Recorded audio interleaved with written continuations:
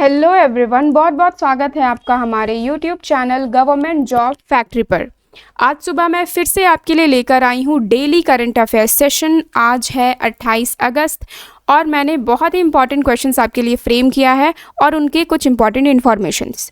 तो पेन और कॉपी लेकर बैठ जाओ, और क्योंकि ये सारे क्वेश्चंस आपके किसी भी कॉम्पिटिटिव एग्जाम के लिए हेल्पफुल होने वाले हैं। तो चलिए स्टार्ट करती हूँ मैं पहले प्रश्न के साथ। केंद्र शासित प्रदेश लद्दाख में कितने नए जिले बनाए जाने की घोषणा की गई है? ऑप्शंस है 3, 4, 5 या 6। सही उत्तर है यहाँ ऑप्शन सी 5। ये तो लद्दाख में पहले केवल 2 ही जिले थे, लेह और कारगिल, लेकिन अब 5 और जिलों के गठन की बात की जा रही है और इनका नाम होगा जंस्कर, द्रास, शाम, नुब्रा और चांगथांग। ठीक है, और इसके बाद अब टोटल 7 जिले लद्दाख में हो जाएंगे। ठीक है, लद्दाख के बारे में बता दूं कि ये यूनियन टेरिटरी यानी कि केंद्र प्रशासित प्रदेश कब बना था? ये 31 अक्टूबर 2019 को यूनियन टेरिटरी बन गया था। इससे पहले जम्मू एंड कश्मीर स्टेट हुआ करता था। ठीक है, लेकिन Jammu and Kashmir reorganisation act 2019 के बाद जम्मू एंड कश्मीर स्टेट को 2 यूनियन टेरिटरीज में बांट दिया गया। पहला बना लद्दाख और दूसरा जम्मू एंड कश्मीर। अगले प्रश्न की ओर बढ़ते हैं। नंबर 2, यूनिफाइड पेंशन स्कीम लागू करने वाला पहला राज्य कौन बना है? के ऑप्शंस है उत्तर प्रदेश, मध्य प्रदेश, महाराष्ट्र या तमिलनाडु। तो सही उत्तर है यहाँ option C Maharashtra.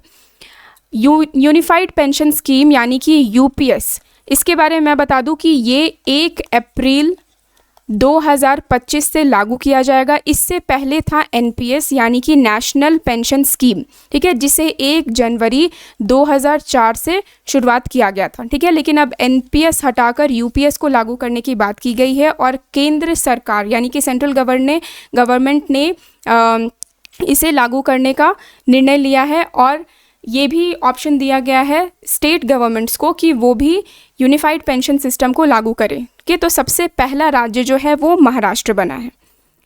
Next question number 3, विज्ञान धारा परियोजना किस विभाग के तहत आती है? ऑप्शंस है कृषि और किसान कल्याण विभाग, नीति आयोग, विज्ञान या प्रौद्योगिकी विभाग या वित्त मंत्रालय। तो यहाँ सही उत्तर है ऑप्शन सी विज्ञान और प्रौद्योगिकी विभाग यानी कि साइंस एंड टेक्नोलॉजी डिपार्टमेंट की बात यहाँ पे की जा रही है। ठीक है, तो विज्ञान धारा इसका मेन उद्देश्य यही रहेगा कि साइंस और टेक्नोलॉजी से रिलेटेड जितने भी प्रोजेक्ट्स होते हैं, ठीक है, या कोई भी रिसोर्सेज हैं तो उनके विकास में बढ़ावा देना। ठीक है, नेक्स्ट क्वेश्चन नंबर 4 है, भारत के पहले रीयूजेबल हाइब्रिड रॉकेट का सफल परीक्षण कहाँ किया गया? ठीक है, ऑप्शंस है चेन्नई, मुंबई, कटक या हैदराबाद। सही उत्तर है ऑप्शन ए चेन्नई। ठीक है, अब ये बताया जाता है कि तमिलनाडु स्थित स्टार्टअप स्पेस जोन इंडिया में भारत का सबसे पहला, ठीक है, रीयूजेबल हाइब्रिड रॉकेट ये लॉन्च किया गया है जिसका नाम है रूमी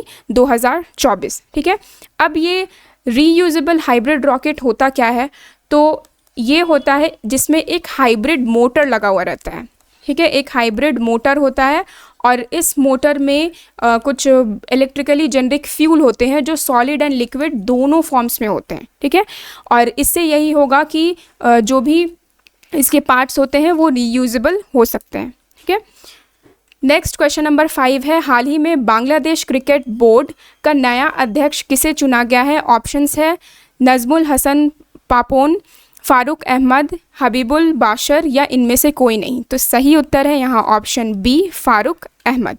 ठीक है, फारूक अहमद से पहले यहाँ पे जो हमें पता चला है कि देश में राजनीतिक अशांति की वजह से जो बांग्लादेश क्रिकेट बोर्ड यानी कि बीसीबी के जो अध्यक्ष थे उन्होंने इस्तीफ़ा दे दिया है और अब अहमद यानी कि फारूक अहमद को यहाँ का अध्यक्ष बनाया गया है।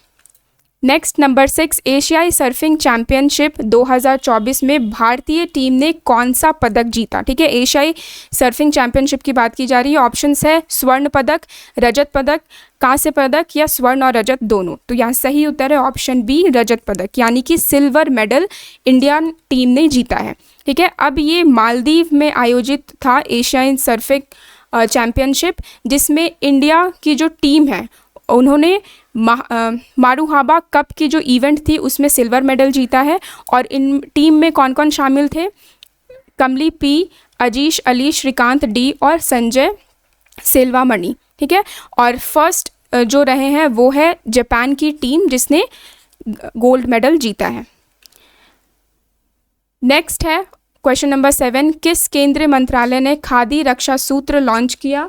ऑप्शंस है सूक्ष्म लघु और मध्यम उद्यम मंत्रालय, गृह मंत्रालय, महिला और बाल विकास मंत्रालय, वाणिज्य और उद्योग मंत्रालय। तो यहाँ सही उत्तर है ऑप्शन ए, सूक्ष्म लघु और मध्यम उद्यम मंत्रालय। ठीक है, इसे हम और क्या कह सकते हैं? Ministry of micro, small and medium enterprises. ठीक है, तो ये खादी रक्षा सूत्र जो है ये सूक्ष्म लघु और मध्यम उद्यम मंत्रालय ने लॉन्च किया है। ठीक है, नेक्स्ट क्वेश्चन नंबर 8 है, हाल ही में किस देश ने अपना पहला पुनः प्रयोज्य हाइब्रिड रॉकेट रूमी 1 लॉन्च किया? तो अभी जस्ट हमने इसके बारे में क्वेश्चन देखा था। तो क्वेश्चन पूछा जा रहा है किस देश ने, उत्तर तो आपको पता चल ही गया होगा। आप हमें कमेंट कर कर बताओ ये किस देश की बात की जा रही है। ठीक है, अब इससे रिलेटेड मैं कुछ बता दूं कि तमिलनाडु के स्थित स्टार्टअप ने भारत का पहला पुणे प्रयोज्य हाइब्रिड रॉकेट जिसका नाम है रूमी 1 इसे लॉन्च किया है।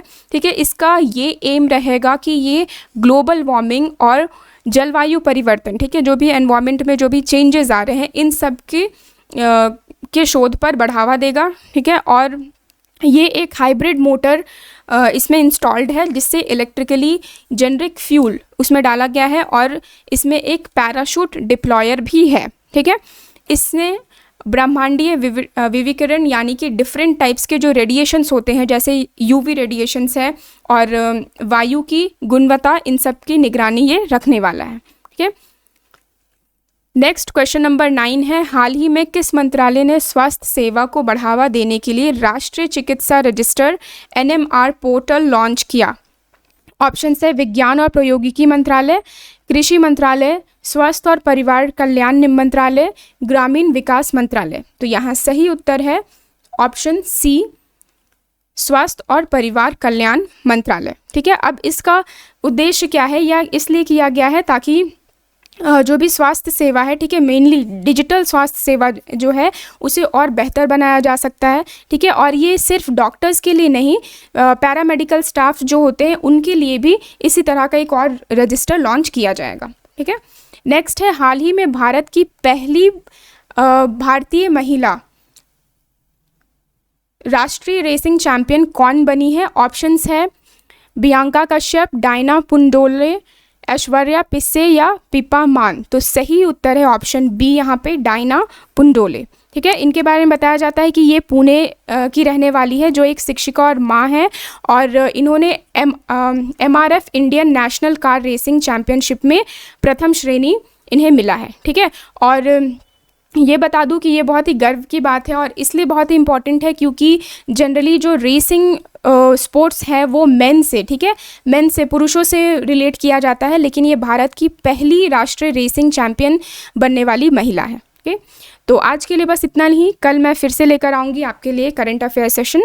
तो अगर आपको ये वीडियो पसंद आई हो तो आप इसे लाइक करें और सब्सक्राइब करें हमारे चैनल गवर्नमेंट जॉब फैक्ट्री को। Thanks for watching.